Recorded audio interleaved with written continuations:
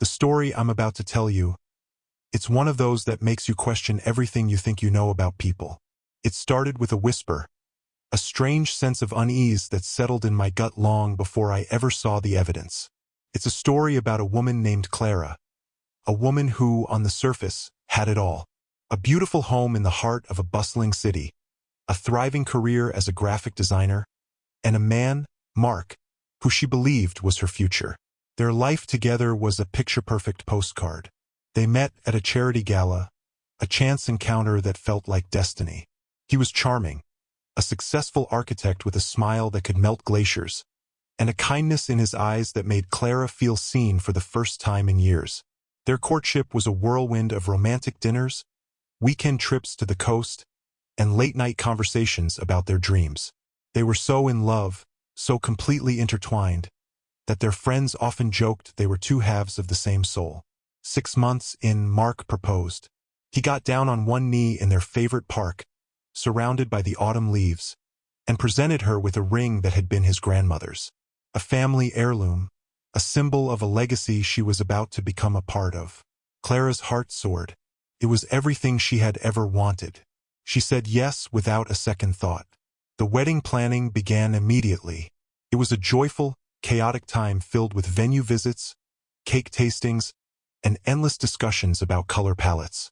Clara was in her element, a whirlwind of spreadsheets and mood boards, meticulously planning every detail of their perfect day. The first crack in their perfect facade appeared subtly, almost imperceptibly. It was a Sunday afternoon, and Clara was helping Mark clean out his old apartment. He had moved into her place a few months prior, and the last of his boxes were finally being sorted. As she was packing up a dusty box of old books, a photograph slipped out. It wasn't a professional portrait. It was a candid, slightly out-of-focus shot of Mark on a park bench. Beside him, a woman was laughing, her head thrown back, a golden retriever resting at their feet. The woman wasn't Clara. She was younger, with long, dark hair and a bright, infectious smile. Clara's stomach tightened. Who was this woman? And why had Mark never mentioned her? She brushed the thought away. It was probably just an old friend, a cousin, or an ex from before they met. There was no reason to be suspicious. She put the photograph back in the box and didn't mention it to Mark. But a seed of doubt had been planted. It began to sprout in the small moments, in the tiny details she had previously overlooked. She noticed that Mark would always take his phone with him, even to the bathroom. His password-protected computer was never left unlocked. He had a secondary phone, a cheap burner phone he kept hidden in his gym bag, which he would use for strange, hushed phone calls late at night. When she asked him about it, he'd brush it off with a laugh, saying it was for work, a new client who preferred to communicate through an encrypted line. A bit odd, but plausible. The lies were small, almost innocent, but they were starting to pile up, creating a foundation of unease that Clara couldn't shake. The wedding was 3 months away, and Clara was so busy with the final preparations that she tried to push her nagging suspicions to the back of her mind. She told herself she was being paranoid, that she was overthinking things, that this was just pre-wedding jitters. She was a woman in love, and sometimes, love made you see things that weren't there. But the feeling, that cold, heavy feeling in the pit of her stomach, refused to go away. One evening, Mark was out working late on a new architectural project. Clara decided to do some last-minute wedding errands.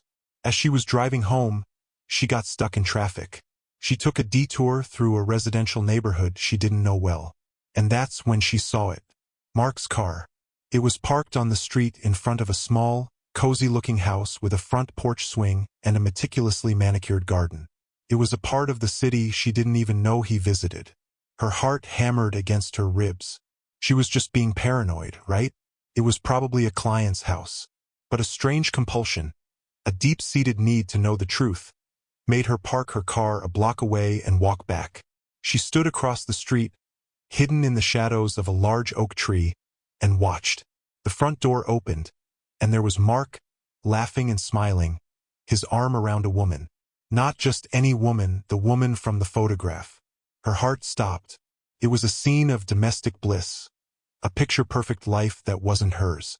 He kissed her on the forehead, a tender, intimate gesture that spoke of a deep connection.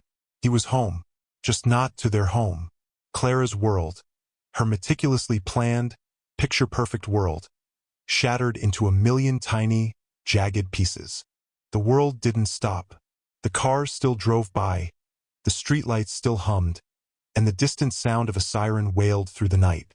But for Clara, everything had gone silent. The betrayal wasn't a sudden, violent blow. It was a slow, suffocating poison that had been seeping into her life for months. Standing in the cold night, watching the man she was about to marry live a completely different life with another woman, a single thought echoed in her mind. How? How could she have been so blind? She stumbled back to her car, her hands shaking so violently she could barely turn the key in the ignition. She drove home on autopilot, her mind a chaotic storm of fragmented memories and agonizing questions. The late nights he'd been working, the strange phone calls, the secret phone, the photograph, it all clicked into place with a horrifying clarity. He wasn't working late, he was with her. The new client was a lie. The photograph wasn't an old ex. It was his other life.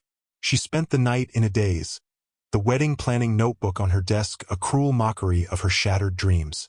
The next morning, she went to the address she had memorized. The name on the mailbox read, Emily and Mark. Emily, the woman from the photograph. It wasn't a coincidence. It was a cold, hard fact. Clara's mind raced, trying to put the pieces together. Emily. She must be the other fiancé. The same city, the same Mark, two different lives. Clara felt a surge of rage, a white-hot anger she hadn't known she was capable of. She wanted to storm the house, to scream and demand answers, but a different instinct took over, a more sinister, controlled one.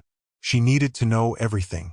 She needed to understand the full extent of the lie before she confronted him. The thought of confronting him now without a solid plan was too overwhelming. She needed proof. She began to dig. She started with the public records. A simple search for Mark and Emily in their city brought up a surprising number of hits. They had a shared bank account, a joint lease agreement for the house, and even a dog license for the golden retriever. The pieces of Emily's life began to form a terrifyingly clear picture. She was a kindergarten teacher, a sweet, unsuspecting woman who, by all accounts, believed she was in a happy, committed relationship with Mark. Clara found Emily's social media profiles. Her feed was filled with pictures of her and Mark, their perfect life laid out for the world to see. There were photos of them on weekend trips, photos of him helping her garden, photos of them celebrating their anniversary. The same anniversary Mark had celebrated with Clara, just a different date. The timeline of their relationship was almost identical to Clara's. It was a parallel universe, a twisted reflection of her own life, happening just miles away. The sick feeling in her stomach intensified. Clara started to notice more. The work trips Mark took were always to places where Emily had family. The business conferences were weekend getaways he'd planned with Emily. He was living a double life, meticulously orchestrated to keep both women in the dark. The deception was breathtaking in its audacity. The more she learned, the more the anger solidified into a cold, hard resolve. She wasn't just a victim. She was a detective on a mission. She started monitoring his phone calls, tracking his movements, and even following him on a few occasions. The evidence mounted, a mountain of undeniable proof of his betrayal. She found a second engagement ring, a different style, hidden in a sock drawer he rarely used. The same jewelry store, the same brand, but a different ring. He had proposed to them both in the same city just weeks apart. The sheer audacity of it all was staggering. She felt a profound sense of despair for Emily, this other woman who was also being deceived. She was just as much a victim as Clara was. The idea of confronting Mark alone became less and less appealing. She knew he would lie, manipulate, and try to twist the narrative. She needed an ally. She needed Emily. But how do you tell someone that their entire life is a lie, and the man they love is a monster? The decision to approach Emily was the most difficult one Clara had ever made. She knew that shattering a person's world, even with the best intentions, was a dangerous and unpredictable act. But she couldn't let it continue. She couldn't let Mark get away with this, and she couldn't leave Emily in the dark. Felt like a moral imperative.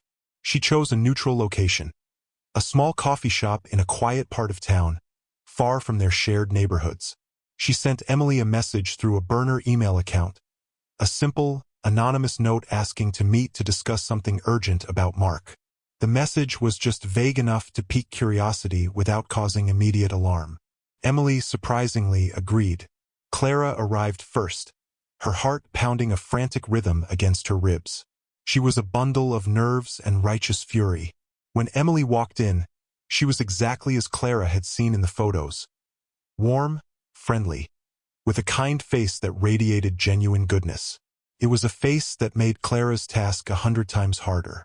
They sat across from each other, a palpable tension hanging in the air. Emily was the first to speak. "You said this was about Mark?" she asked, her voice soft and a little concerned. Clara took a deep breath, the words catching in her throat. She slid a small envelope across the table. Inside were photographs, not just the one she had found, but a collage of photos of Mark and Clara together. Their engagement photos, pictures from their trips, a photo of the ring on Clara's finger. Emily looked at them, her brow furrowed in confusion. Then her eyes widened in a mixture of disbelief and dawning horror. Clara could see the moment the world began to tilt for her. "I don't understand," Emily whispered, her voice barely audible. "Who are you?" Clara looked at her, her voice firm despite the tremor in her hands. "My name is Clara. I'm his fiancée. We're getting married in 2 months." The words hung in the air, a devastating truth that Emily's mind was struggling to process. The next hour was a blur of disbelief, tears, and a terrifying sense of shared reality. Clara laid out the evidence, the dual timelines, the 2 rings, the elaborate web of lies Mark had spun. She showed Emily the address, the bank statements, the shared lease. Emily, a woman whose life had been built on a foundation of trust and love, was watching it all crumble before her eyes. She was in a state of shock, her sweet face pale and tear-stained. "He was with me last night," she said, her voice cracking. "He told me he was working late. He was with me for our anniversary." Clara nodded, the shared pain a heavy weight between them. They were not rivals. They were fellow victims.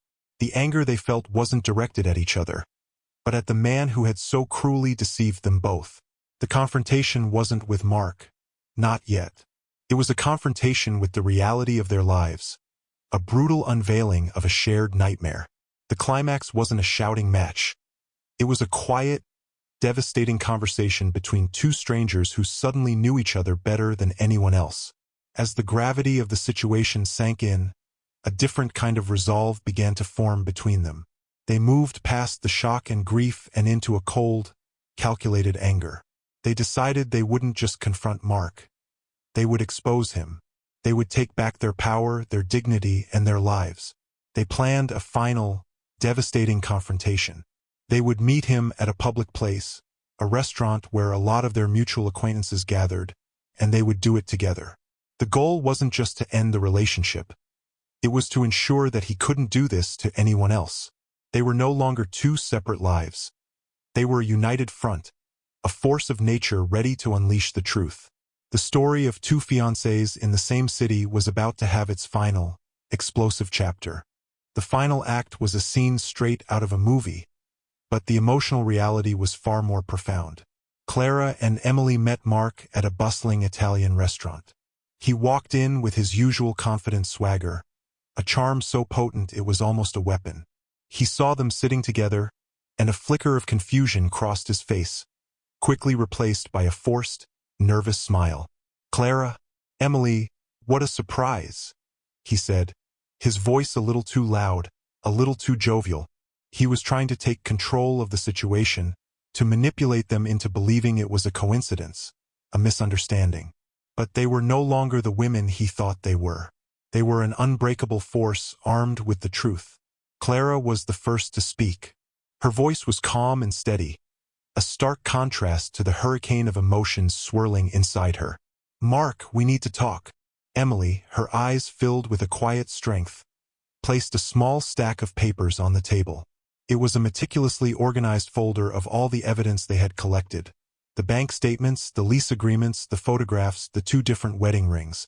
Mark's face went from a forced smile to a mask of pure terror. He knew. He was caught. The web of lies he had so carefully spun had finally unraveled. He tried to deny it, to explain it away with a frantic, desperate energy. But his words were hollow, his pleas for understanding falling on deaf ears. There was no misunderstanding. There was no excuse. There was only a man who had lied, cheated, and manipulated 2 good women for his own selfish gain. The confrontation was quick and brutal. The other patrons in the restaurant began to take notice, their hushed whispers and curious glances adding to the tension. The climax wasn't a physical fight. It was the final, devastating blow of the truth. Clara and Emily, once 2 separate lives, now stood together, their shared pain a shield against his deceit. They walked out of the restaurant, leaving him sitting alone, his perfect facade shattered for everyone to see. The perfect life he had so meticulously built was gone. The lie had been exposed, and with it, his reputation and his future. The ending was a difficult one for both women. They had lost the men they loved, the futures they had dreamed of. The emotional scars would take a long time to heal, but they had gained something more important: their dignity, their self-respect, and an unlikely, profound friendship. In the weeks and months that followed, Clara and Emily became each other's anchors. They helped each other navigate the heartbreak, the emotional fallout, and the painful process of rebuilding their lives. They were a testament to the power of female solidarity, a story of 2 women who, instead of becoming rivals, chose to support each other through a shared trauma. The story ends not with a wedding or a happily ever after, but with a new beginning. A new life, built on a foundation of honesty and trust, even if it's just between 2 new friends. The man who had caused so much pain was a distant memory, a cautionary tale. Their story is a reminder that sometimes, the greatest betrayals lead to the most unexpected and meaningful connections. And that, my friends, is a powerful truth. A truth that you won't find anywhere else. I hope you'll subscribe to our channel, like this video, and hit that notification bell so you don't miss any of our future stories. There's a lot more to uncover, and trust me, you won't want to miss a single moment.